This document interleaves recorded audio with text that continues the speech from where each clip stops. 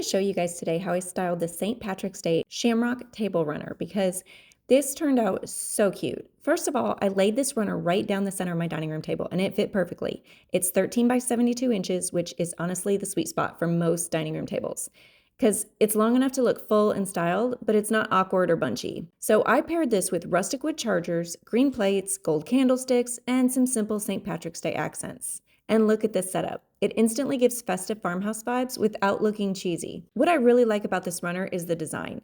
You've got the shamrocks, the polka dots, and that soft farmhouse style background, so it feels seasonal and fun, but still classy. It's not overly bright or plasticky. It actually looks really nice with neutral wood and metallics like gold. The fabric feels lightweight but sturdy, so it lays flat on the table and it doesn't slide around, and it's easy to smooth out.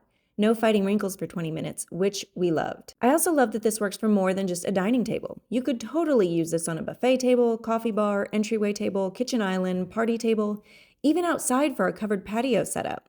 This is really versatile for decorating. It's also perfect if you're hosting a St. Patrick's Day dinner, having friends over, doing a themed party, or just want your house to feel festive for March without redecorating everything. We were sent this table runner to test out, and overall, if you love simple seasonal decorating and farmhouse style pieces, this runner is such an easy win. You just throw it down, add a few plates and candles, and your table looks styled in 5 minutes. Definitely recommend this if you like decorating without a load of effort.